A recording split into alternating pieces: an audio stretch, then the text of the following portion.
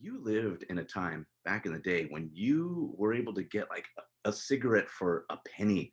There's a section in Before I Forget on page 164 that it's simply titled Nostalgia. And you're just talking about a time when you took Bobby back to where you grew up on the Yeah, Lower East Side. And the way you talk about those days is fascinating to me because I just can't imagine yeah, costing so little. And there's a lot of stuff in the story that, to me, for those of us who are, well, I'm relatively young compared to you. I'm 47 now. Um, tipping 47 again.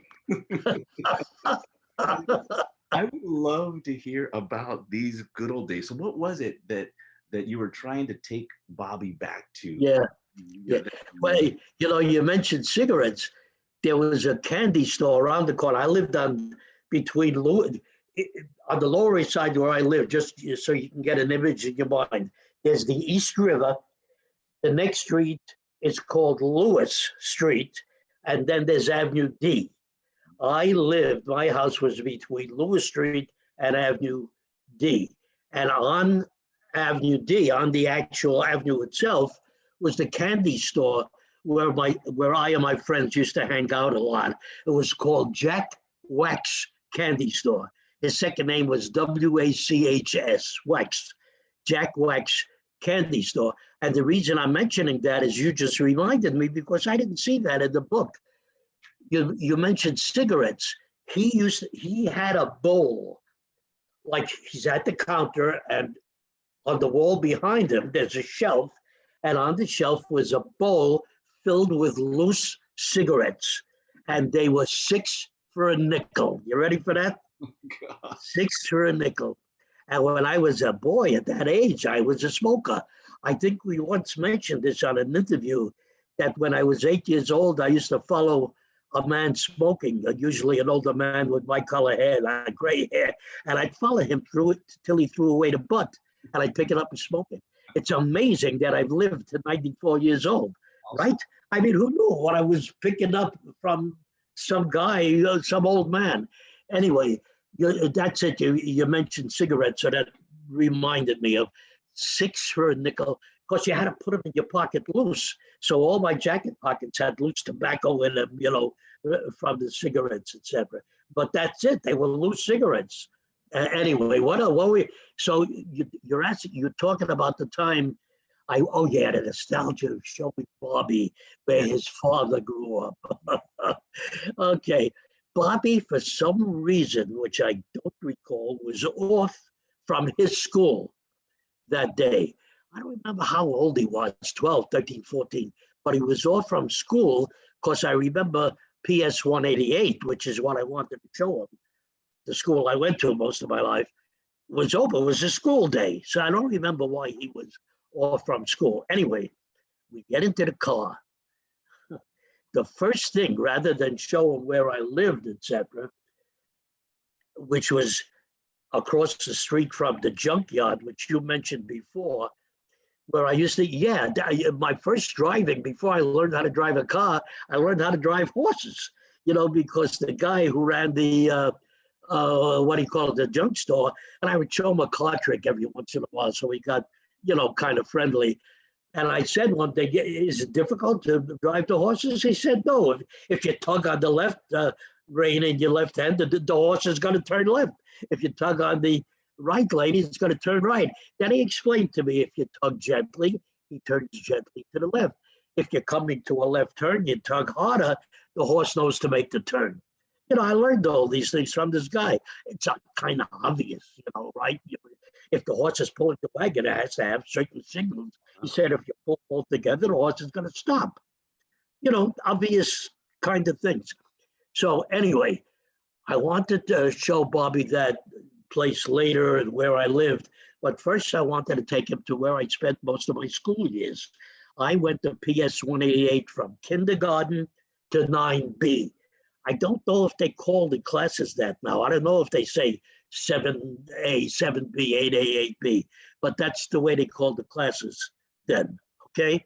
So I went to PS 188 from, like I say, kindergarten to 9B. Now, I have to go off on tangents, but if I go off on a tangent, Rudy, that we've already discussed, stop me. You mentioned it. You mentioned some names to me before, Yes. Eleanor Rusnick and Joseph Greenbloom. Did I ever tell you this story No. about that picture of my grand? Mm-mm. Okay, let me go back to PS 188. We're coming to it's graduation time. We're in 9B, and we're all sitting in the class with Mrs. Rothschild. I'll never forget it. There are a few teachers I'll never forget. One story I told you uh, was Mrs. Goldfisher about the tests that we used to take home, and my father would punch me, etc. So I'll never forget Mrs. Goldfisher, but I also won't forget Mrs. Rothschild. Her husband was also a teacher at PS 188 and taught a different kind of class, Mr. Rothschild. Anyway, she was our teacher. I was sitting in the classroom. She's at her desk, and I don't know how it came up, but she said, and it's interesting, she said, of all the classes here, there are 4 over 90% students. I forget what the word is, that they got over 90% average in the last few years of school. And she calls off the names, which you reminded me of, Eleanor Rusnick, Joseph Greenbloom. There was one guy named Kessler, and there was another girl, but I can't think of her name. And that's it, 4 people. Now, as far as I knew, after I had gotten over my dyslexia, I still had the dyslexia, but I was now in the process of having started to develop my memory systems to help me get good grades. That was the story I told you on a different interview, Rudy, when Mrs. Goldfisher said to me one day, "What happened, Harry? All of a sudden you're getting hundreds on your tests." When I used to get 40s and 50s, which is why my father hit me, etc., etc. Well, I was getting great for the last few years, since I was 11 or 11 and a half years old, when I started to, use my, memory systems for the tests that Mrs. Goldfish was giving us. I was getting hundreds. I was getting great marks on everything. So when she said, there are just these 4 people, I raised my hand. I was not over all my shyness yet at the time. But I managed this. Oh, Mrs. Rothschild, I thought I had over 90 degrees. She said, "Well, Harry, I don't see it." I said, "Can I go out for a while?" And long story short, she said, "Of course, Harry." I went out and I went to each teacher of a different subject, algebra, math, language, history. Who remembers these things? I'm going back a lifetime ago. But to every teacher that I asked, they looked up and they said, "Well, yeah, your average was 94, Harry. This one said your average was 92. It ends up, and I don't want to sound egotistical, but it ends up, I keep saying, when I say I don't want to sound egotistical, I always say at my age, I don't really care. I'll say it like it is."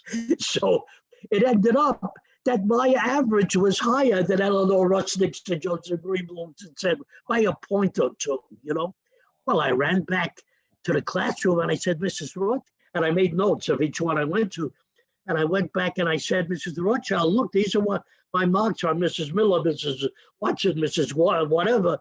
She looked at it, she got up and she ran out of the room with that piece of paper. Again, long story short, she ran to whoever was arranging things. What they were arranging at that moment was a picture, a graduation picture. That's the main story. And they had these 4 other people, Eleanor Rusnick, etc., in the middle because they were the honor students. She ran out and she came back a little while later and said, "It's all taken care of, Harry." End of story. The picture, which I haven't seen for a while, in one of our moves, it might have gotten lost. But I think Bobby, I hope, has a copy of it. Not that anyone really cares, but here's this big graduation picture. And in the middle of the picture, remember, there were 3 males and 2 females. I'm in the middle with a girl on my left, a girl on my right, and then the 2 males on their left and right.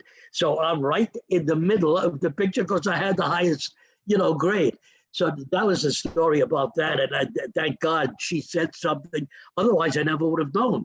They would have taken the picture without me, and that big history lesson would have been lost. So anyway, I wanted to show Bobby that picture. That's why I'm mentioning it, because before I left the school, the walls were full of, there was a wall talking about the graduate. I think we were the first graduating class. I think we were the first class. Students used to leave there at 8B. The classes ended at 8B. We were in the first class that went to 9A, 9B. And I'm not sure whether that was considered high school. All through the years, I always say, and I still do, that I have 1 year of high school. And I say that because when I left PS 188, I went to Seward Park High School, which was the high school in New York City. And I only spent one term there, a half a year. So I really, when you think about it, had only a half a term of high school, unless you consider 9A and 9B high school also. And that's gone out of my mind. I'm not sure. Anyway, all beside the point, because I'm taking Bobby to show him the wall with the story about the first graduation and the picture with me in the middle. That's what I want to show Bobby. We go there and we look at the walls. We go into the school. It's the middle of classroom time, and the walls are empty. Nothing on the walls at all.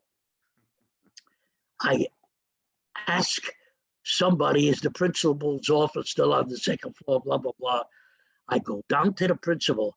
It's funny, another memory comes to mind. When I was a kid, the principals of any school I went to, when I visited a friend, saw a principal, were older people.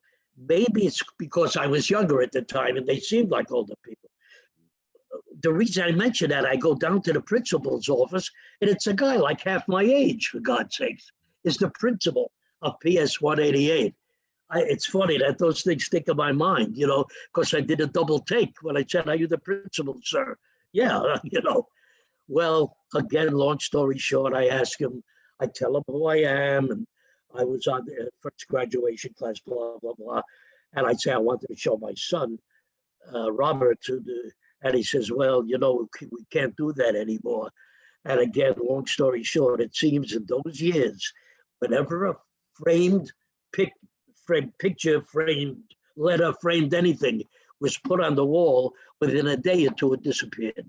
Why? I don't know. What the principal thought, he said maybe the frames were worth a couple of bucks.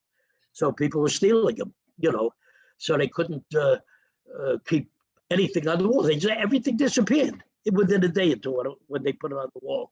He said, but all the stuff that's been on the walls for decades is down in the basement, labeled per year, blah, blah, blah, blah, blah, blah. So you can go down and see it. At that point, I never forgot this. Bobby said, Dad, I believe you. We don't have to go down to the basement to look at I believe you, Dad. So we didn't, thank God. So I said, okay, we left there, get into the car. I said, let me show you where your father was born and grew up. Oh, God. I drove to 806 East 6th Street. It was still there, the building. The East River, you could almost see. It's only a block or two away. But I'll tell you, I drove in there. Now, maybe it's because I was living much better for the last, I don't know, decade or two or whatever. It all blends in my mind, but I know there was a difference in where I was now and had been to where I was brought up. Well, I looked around, I couldn't believe it. It scared the heck out of me. I couldn't believe that I grew up in this junkyard. Wow. Well, again, end the story. I pushed down the buttons on my door to close the car because I got scared when I saw the people and I saw the place. I pushed down the buttons and I got the heck out of there, Rudy. That was it. I said, Bobby, this is it. This is where I was born. I don't want to take you on.